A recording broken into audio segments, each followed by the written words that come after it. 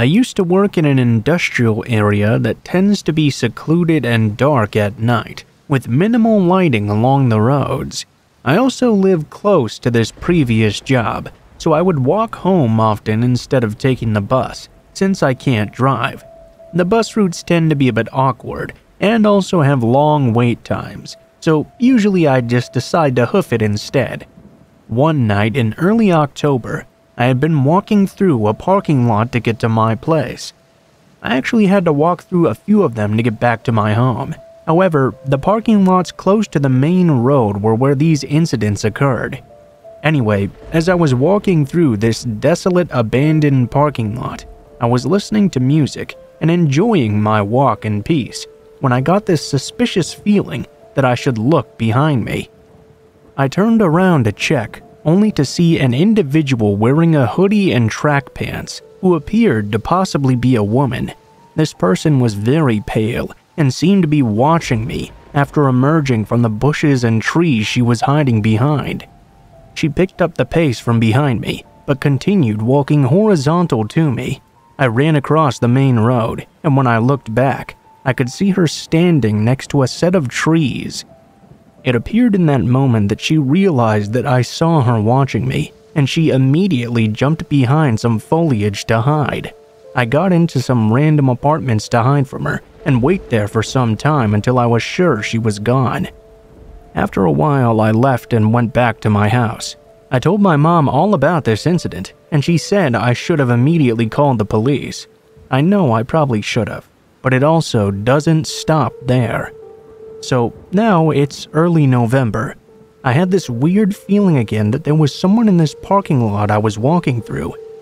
I was actually walking through a different lot this time, as the previous incident had freaked me out so much with someone watching me. As I was walking through this empty lot, the same person wearing a hoodie emerged from behind a parked trailer, talking on her phone. I was now thoroughly freaked out and decided to pick up my pace and get to the main road as fast as possible, without alerting this person that I felt threatened by them. As I was getting ready to cross the road, this person did so as well and watched me as I went across.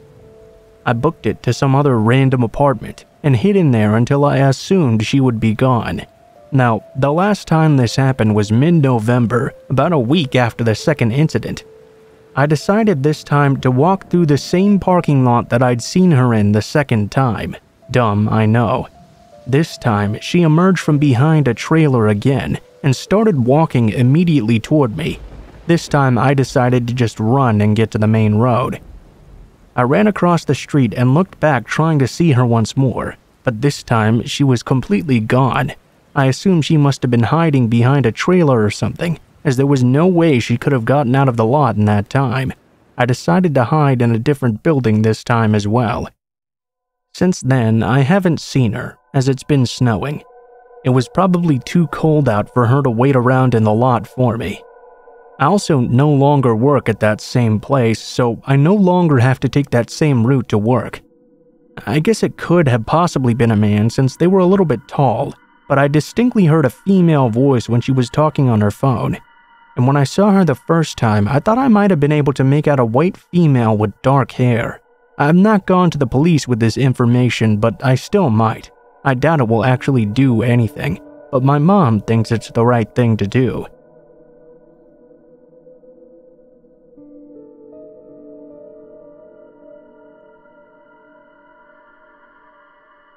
Now first off, I just wanted to say this has been going on for years. We were literally 13 or 14 when this all started going down.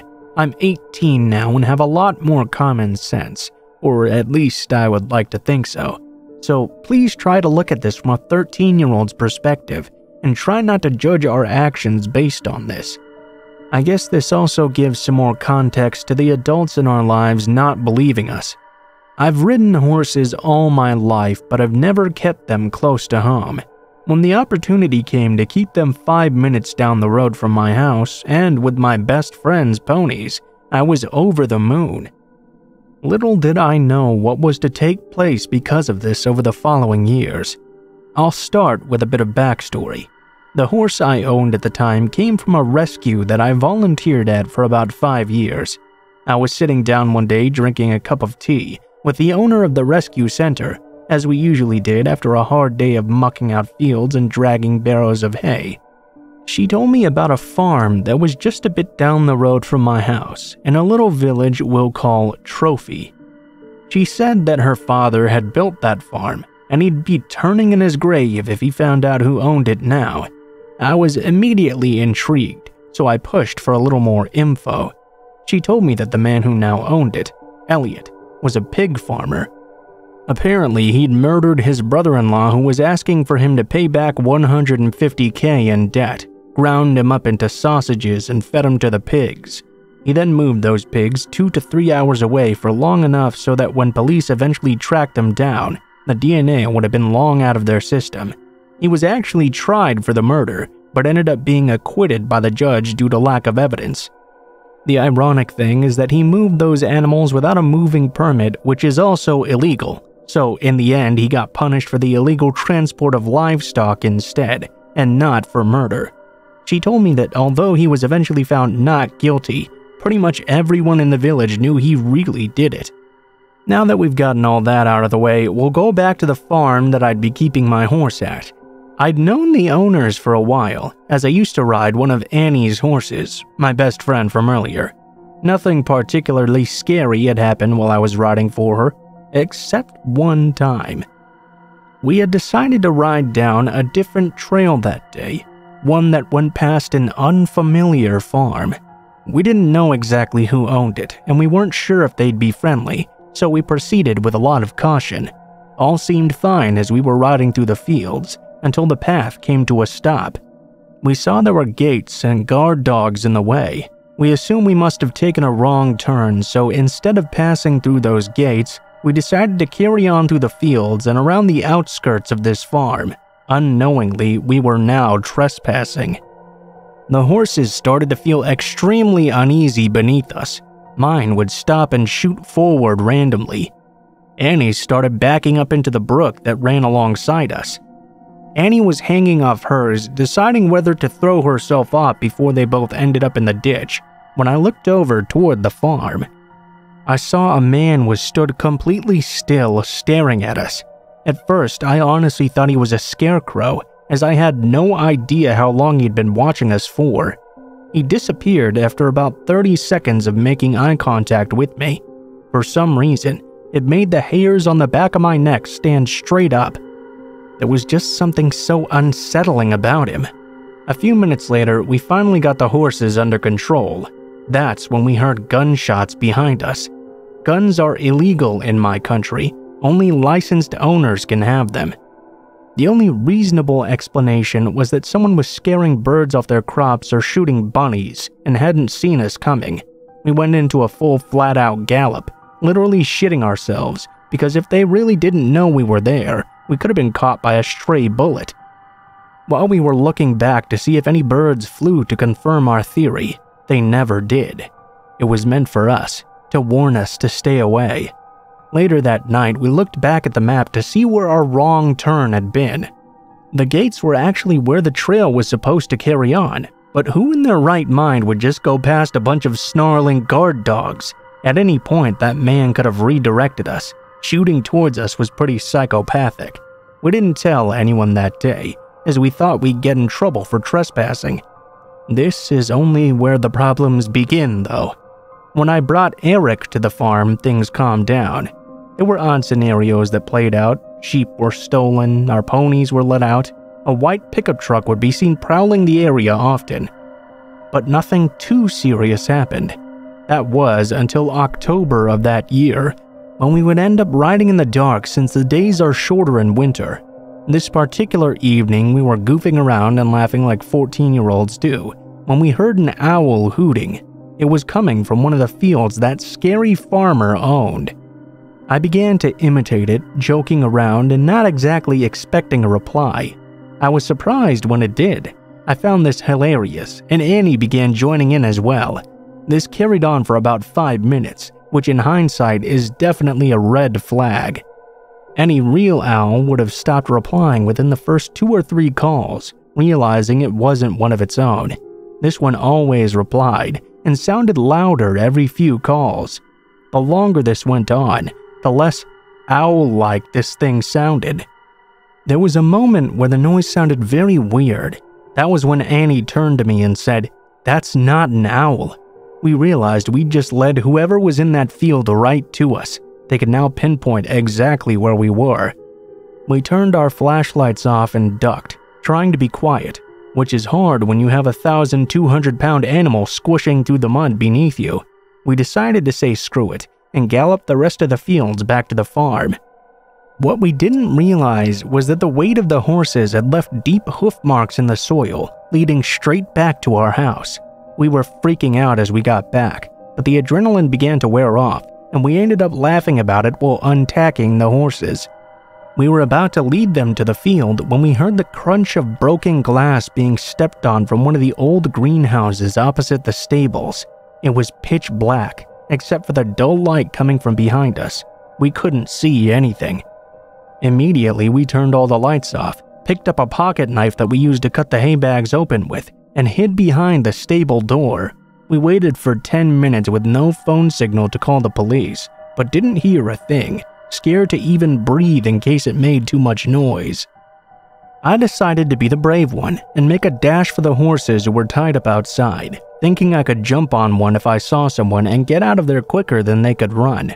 My eyes had adjusted to the darkness now, so I could kind of see into the greenhouse. I shouted back to Annie, "There's no one here, we were just being paranoid." Again, we laughed it off, trying to shake off the terror we had just experienced. That was only until the next day, when it became very, very real. The next morning was really hot. The ground had baked and preserved the hoof prints we left from the previous night.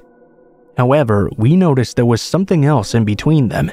Massive boot prints leading from the field where we had heard those owls, all the way back to our farm. That was where the nickname Farmer Bigfoot then came about. We told our parents, however, they decided we were just making drama out of paranoia and didn't believe us at all. That was that. Those boot prints started appearing around an awful lot. We would skate on the ice where the fields flooded over in the winter. We'd noticed the prints a few times, stopping on the edge of the field where we would skate, then continuing in the opposite direction. We never actually saw anyone watching us, though. I lost Annie's phone in the fields one night, and we went looking for it in the dark. The next morning, footprints everywhere. Those Bigfoot footprints. Around this time as well, our trail started getting blocked off. First, a huge tree had been brought down onto it. Then it was set on fire after we cut ourselves a path through it. When we weren't being deterred, they seemed to give up until around 2018, when huge mounds of rubble started being dumped in the way. At this time, the trail basically became inaccessible. We spoke to a man who lived on the corner, who told us he didn't want to name the farmer who was behind all of this, but that we should report it, as he was illegally blocking a bridle path. We tried to report it, but the council refused to go near him as he was too scary apparently. He told us instead that we were being watched and to be careful. Now this freaked us the fuck out. But us being stupid kids, we stayed from 5 p.m. until 9 p.m. clearing a path through all the detritus. We also wrote "fuck you" in stones just for effect. The next day, there were 3 more piles, and our path was completely covered over. We were at a loss for what to do, so we decided to talk to one of the neighboring farms that kept horses. Without telling us a name, she said this: "You have to be careful messing with him. Around here, he's known as the person who makes people disappear." That's when it clicked. The whole time we'd been messing with Elliot. Farmer Bigfoot was Elliot, the same fucking Elliot who fed his brother-in-law to the pigs. No wonder the council wouldn't go near him. Again, we tried to tell our family, but nothing came of it. They still thought we were just being dramatic. Mysterious things kept happening. Bones were now being left all over the place. Again, I'm guessing to scare us. I have photo evidence for most of this as well. A whole herd of sheep were stolen. The horses kept being let out. The owners of our farm would never say who they suspected, but we all knew who it was. The white pickup would turn up almost every week now. We started leaving breadcrumbs on our Snapchat stories, thinking if it was weird enough for people to screenshot, we'd have multiple witnesses if anything happened to us. We even told friends that if we disappeared to make the police look at Elliot. We were terrified. It quieted down after a while, until September of last year. We'd just been out for a ride, and I was leading both horses back to the field on my own. It's down a dirt track about 2-minute walk from the stables. I walked through the wooded area on the track, when immediately the smell hit me. It was vile, and I knew what it was immediately. Death. Rotting flesh. It was enough to make you gag. I put the horses out and immediately ran back to Annie to come and investigate with me. The farm owner had overheard me and went into the house to grab a flashlight to go with us. Annie had a weak stomach, so as soon as the smell hit her, she threw up instantly. It was so strong and disgusting. Ryan soon joined with us and said, "Someone has definitely been here." This just added to our fear. Annie had recovered from her vomit fiasco and rejoined us in the search. "I don't really know what we're gonna find here, girls, but I don't think it's gonna be an animal." Our fear meter was now at the max, but morbid curiosity drove us forward. After about an hour of searching, we decided to unstack a pile of wooden pallets. That's when we saw bags of white flesh. Clear zip-locked bags. Maggots crawled inside of them, but there were no holes, implying whatever meat was in there had been rotting for a good long while before it was cut up and put into bags. It was the most surreal experience. After more vomit from Annie, we decided to call it a day. Reassured by Ryan that he would deal with whatever the fuck this was, we assumed he would call the police. We got home, cried to our parents again, but they still dismissed us. How were we being dramatic when we literally just found chunks of rotting flesh out in the woods? Anyhow, Ryan is hands down one of the loveliest men on this planet. We always felt safe around him. But what we found out days later was extremely questionable. He did not call the police. Instead, he buried the meat. He didn't throw it out, he didn't do anything else with it, he buried it. What the fuck? We assume now it's because he's old and vulnerable, and didn't want to get involved in anything that might put him or his family at risk. I don't know why Annie and I didn't call the police ourselves. I'm guessing because we didn't want to cause trouble for Ryan now that he was involved. And no one else believed us, so why would the police anyway? This is around where my story concludes. I know it's unsatisfying, but I'm no longer at that farm. I still have horses though. My parents now believe everything I told them, I think because I've kept this up for 5 whole years. In hindsight, they wonder why the hell they didn't move the horses out of there instead. Me and Annie are still best friends and reminisce from time to time about how we were stalked by a murdering farmer for 3 years. We'll never know what that meat was or if Elliot had anything to do with it. Nor will we ever know why he followed us all those years just trying to stop us riding down our bridle path. I'm not sure I really want to know either.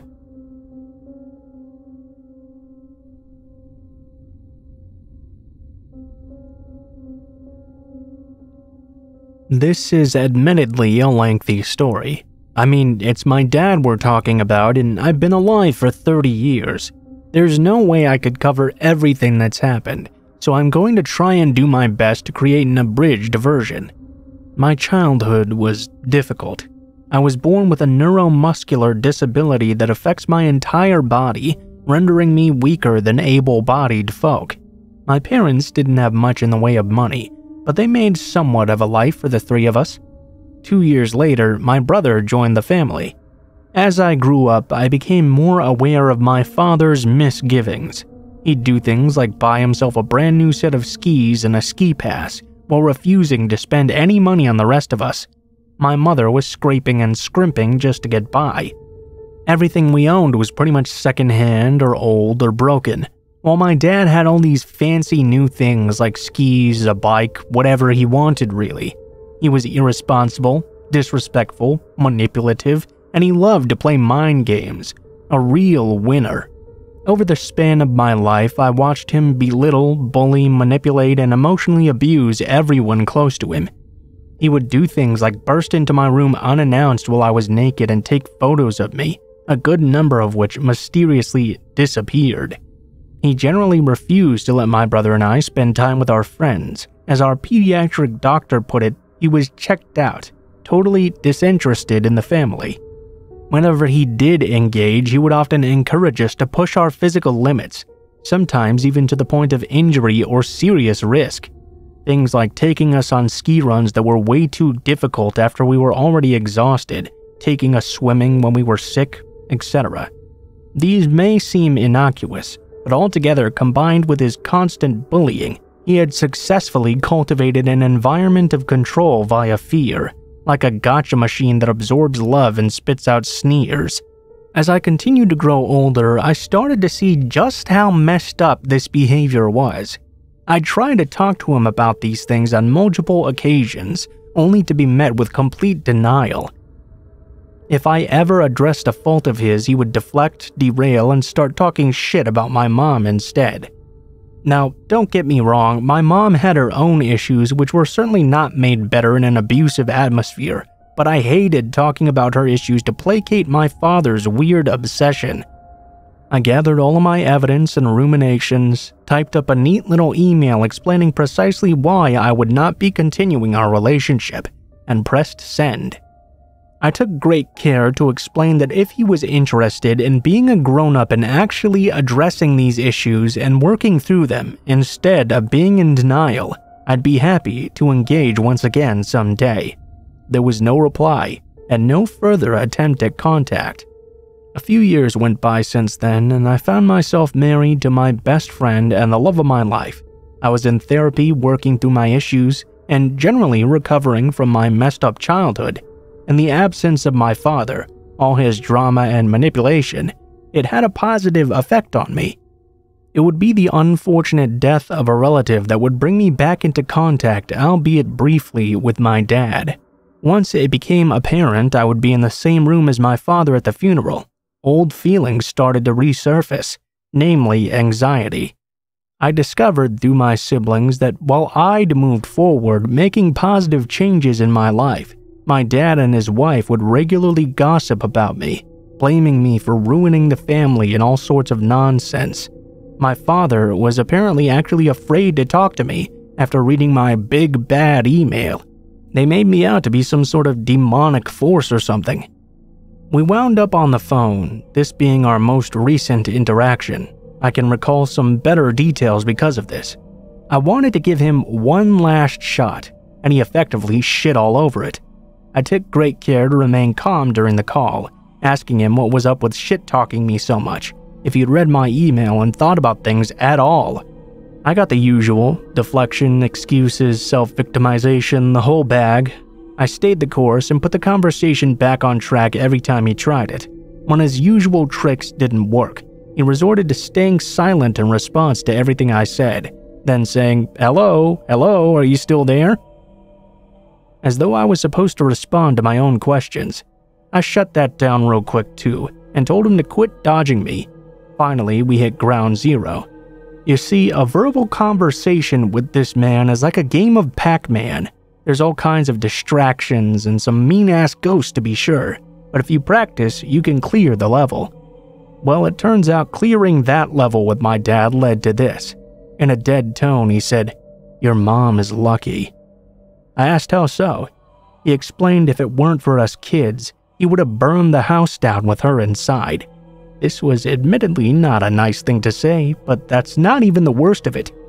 I told him I thought he was a psycho, and asked him to refrain from ever contacting me in the future, thus effectively nailing that coffin shut. When I relayed this information to my mother, she got real quiet. Then, she shared the shocking information that there were multiple occasions on which my father had prepared a separate meal for her at dinner. She became violently ill shortly after. There were other things too, times where she'd noticed that someone had been messing about with the gas fixtures in the home and whatnot. Freaky stuff that made her feel she was losing her grip on reality. Fast forward several years and I'd finally moved on. Living my own life, enjoying my marriage, my father-in-law was easily 10 times the dad my biological father had ever been. My mom had largely recovered from him and was finally healthy and thriving. I was content, and it was a rare occasion on which my bio dad even crossed my mind momentarily. Despite my mom, brother, and I all being advised by various mental health professionals, friends, and family to cut contact with this man, my brother continued to seek out his acknowledgement, which broke my heart a little bit. There was one thing left though, the stalking. When I was 12, my dad helped me open a checking account to piss my mom off because she didn't think I was ready for a debit card. Turns out I still have this account, and my dad's still connected to it as well. He can't access the money or anything, he can only look. A while back, I tried looking into removing him from the account, which the bank informed me had to be done on his end, or I could make an appointment and do it in person. I've admittedly been lazy about this. It doesn't bother me all that much, as he can't really do anything other than stew on the information. The only times this affects me is when my brother goes to visit him. Every time without fail, my father will bring up something or other he learned from my bank account. I know my dad knows my brother will relay this information to me. On top of this, I occasionally get notifications from various profiles telling me he's viewed them. I haven't updated or checked them in years, so it's probably pretty boring stuff. I can only assume he's stalking me everywhere he can. What a creep. I'm not really sure what he gets out of this. I don't know if I'm supposed to be intimidated or what, but at this point, it's just funny to me. It's a little bit sad and rather pathetic even. Like the best he can do as a father is digitally stalking me and poring over my financial statements like he's trying to crack the Da Vinci Code. Dude, I'm 30 now, I work in the adult entertainment industry, and you're literally no different than any of the other weird old guys gooning over me on the internet. By the way, to those of you who might be wondering why I'm so laid back about all of this, my rationale is that I refuse to give this guy an ounce of power over me. He's too childish to directly contact me, so as far as I'm concerned, he can die ruminating over my latest toilet paper purchase or something. I'm not saying this works for everyone. It's just what works for me right now.